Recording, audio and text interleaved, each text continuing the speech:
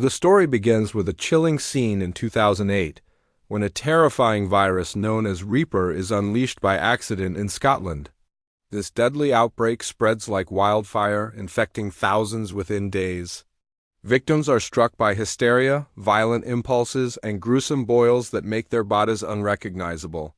Soldiers in hazmat suits rush to seal off every route leading from Scotland to the south, their rifles raised as panicked crowds swarm the barriers. Desperate refugees, infected and healthy alike, beg to escape, but the soldiers open fire, turning the border into chaos and bloodshed. Enraged survivors retaliate, clashing with the armed troops in a brutal, uncontrollable riot. Amid this nightmare, a terrified mother clutches her young daughter, Eden Sinclair, trying desperately to flee. A stray bullet tears through the air and strikes Eden, taking her eye in an instant. In a heart-wrenching moment, the mother pushes her wounded daughter onto the last helicopter out, handing her a letter so she never forget her. Moments later, the mother is overwhelmed and killed by the furious mob. It's a moment that scars Eden's destiny forever. In a desperate attempt to protect the rest of the world, the British government takes drastic action. They construct a 30-foot-high concrete wall around Scotland, turning the nation into a sealed-off wasteland. Guards line the wall with orders to shoot anyone who dares approach, while minefields stretch across the borders. The quarantine works, but at a terrible cost. It cuts off the UK from the outside world, isolating it diplomatically and economically. Over time, unemployment surges, unrest grows, and inequality deepens, turning the future into a bleak, divided landscape. Fast forward to 2035. Eden is now an elite officer in the Department of Internal Security under Captain Nelson. Her missing eye has been replaced by a high-tech prosthesis equipped with a built-in camera that records everything and streams it directly to her wrist device. She's sharp, hardened, and carrying the scars of her past like silent armor. One day, during a police raid in a grimy slum, officers uncover a horrifying secret: a hidden room full of people infected with the Reaper virus, both dead and alive. The nightmare has returned after 27 long years. Alarms ring across the government, and top officials gather in a private, tense meeting led by Prime Minister John Hatcher. But behind the scenes, Hatcher is little more than a pawn, manipulated by the cunning politician Michael Canaris. The cabinet, including Captain Nelson, debates how to contain the new threat. After intense discussion, they decide to shut down every bridge leading out of the city and secure government buildings, effectively trapping millions inside. Later, in a shadowy room, Hatcher and Canaris summon Nelson. They reveal shocking satellite images from 3 years earlier. Glasgow isn't dead after all. The photos show people moving through the ruined city, suggesting someone found a cure.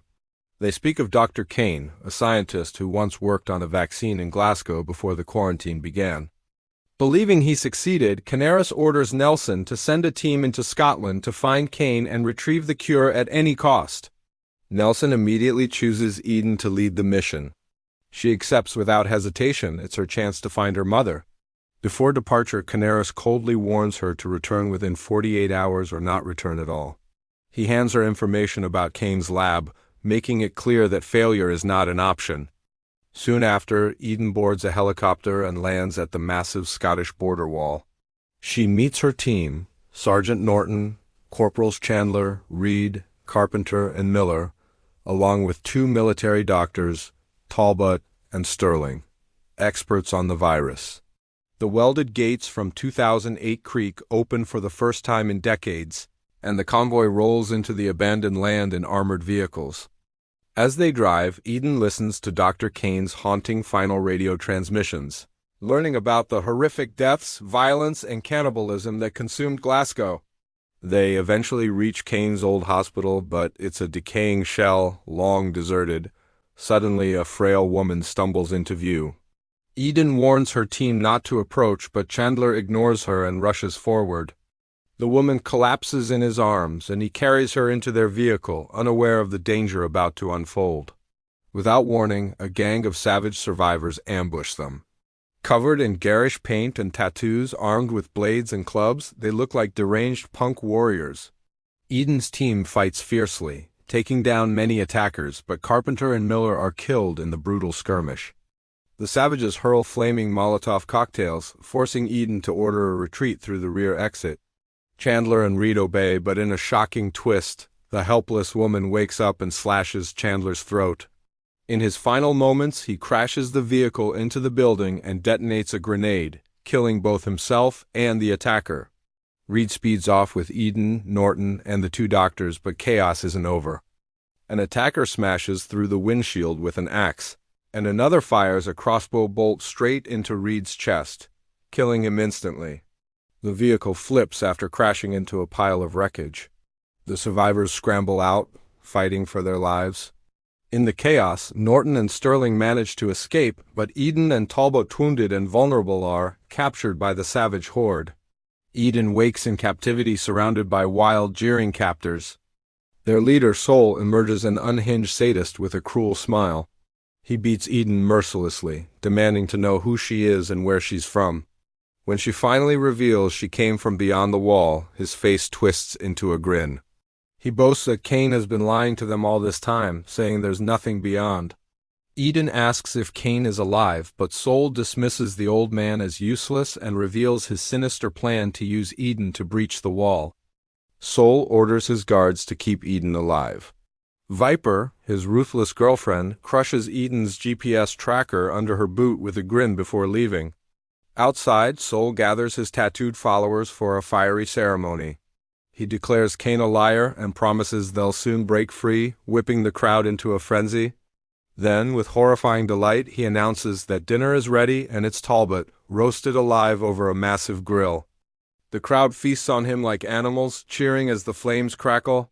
Meanwhile, Eden quietly uses a wire from her broken GPS to pick the lock on her handcuffs. She grabs a nearby guard, forces him to unlock the cell, then kills him swiftly.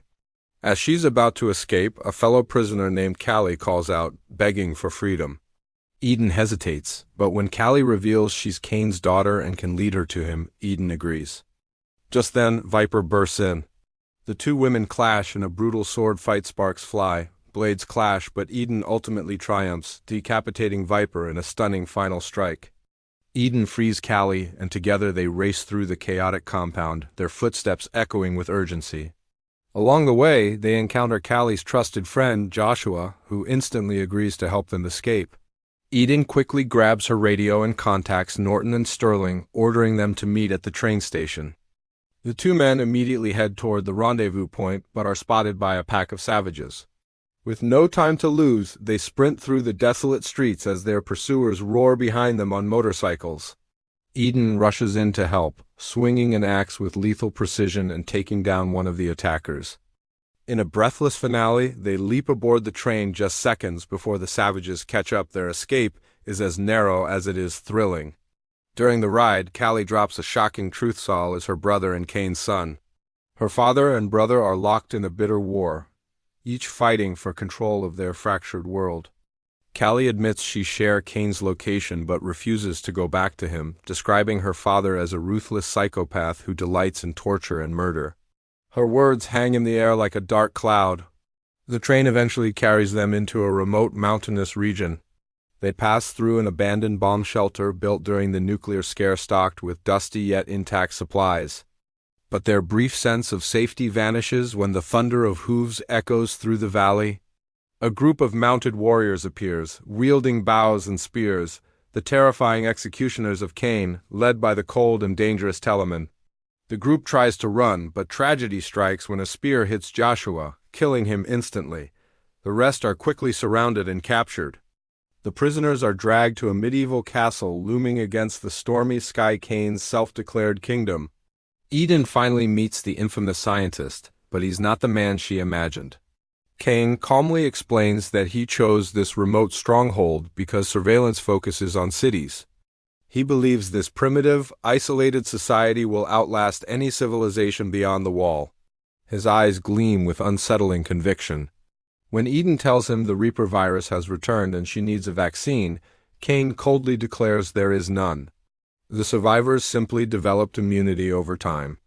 To maintain his absolute rule, he orders Eden and her companions executed without mercy. Shockingly, He even commands his soldiers to brand his own daughter with a hot iron as cleansing. The cruelty is staggering. Soon after, Eden is thrown into a brutal arena to face Telemann in combat. Meanwhile, Norton and Sterling overpower their guards, locking them in the cells. They free Callie and storm an armory, grabbing grenades and heavy weapons. Back in the arena, the crowd roars as Eden battles Telemann in a vicious duel. Blades clash, blood spills, and Eden finally drives a chisel through his helmet, killing him in a dramatic finish. Kane erupts with rage, ordering the prisoner's execution, but before his soldiers can act, Norton detonates grenades, blasting through sections of the castle walls. Amid the fiery chaos, Eden and the others fight their way out and flee on stolen horses. But Kane immediately sends a mounted pursuit after them. The group hides inside the bomb shelter, surrounded by unexpected treasures, a gleaming Bentley and an old radio telephone among them. But their moment of refuge is short-lived. Kane's men burst in, loosing a deadly arrow that strikes Norton, killing him instantly. Eden is devastated by the death of her loyal friend, but there's no time to mourn. She, Callie, and Sterling pile into the Bentley and speed toward the city, determined to survive. As they race down the road, Eden contacts Canaris by phone, informing him that the mission is complete and instructing him to meet them near the quarantine wall. Excitement floods his voice as he boards a helicopter to rendezvous with them. But danger still lurks ahead. On the highway, they're ambushed by a convoy of cars, and a bus filled with enraged cannibals led by Soul, burning with vengeance over his lover's death. A chaotic chase unfolds, cars crash, fire spreads, and the road becomes a battlefield. Soul leaps onto the Bentley's roof, clawing his way inside. Eden fights him off and slams the accelerator. The attackers hurl deadly spinning blades toward the Bentley, but in a twist of fate, one saw slices Saul's neck. As he clings to the roof, Eden aims straight at the bus forming their barricade. She crashes through it at full speed, causing a massive explosion that decapitates Soul in a brutal mirror of his girlfriend's death. When the flames settle, a helicopter lands ahead. Canaris steps out, his suit pristine, his ambitions burning beneath the surface. He demands the cure. Eden hands over Callie, explaining that her immunity makes vaccine extraction possible. Canaris smiles slyly and unveils his sinister plan. He doesn't intend to distribute the vaccine immediately. He wants to wait until the world collapses, then swoop in as the savior, controlling the planet through his monopoly. He invites Eden to join him, but she coldly refuses and drives away. Instead of returning to London, Eden travels to Glasgow in search of her mother. Her journey ends in heartbreak. Her mother has passed away. Sitting in silence, Eden stares at old photographs, tears glistening in her cybernetic eye. Nelson arrives, and after a quiet conversation, Eden hands him the recording she captured with her prosthetic eye proof of Canaris's treachery. Nelson takes it straight to the news networks, exposing the politician's vile scheme to the entire world. His downfall is swift and absolute. In the final moments, Eden returns to the savage's base carrying Saul's severed head. Instead of attacking, the once hostile mob erupts into cheers. They accept her as their new leader, crowning her in spirit as the ruler of their chaotic realm.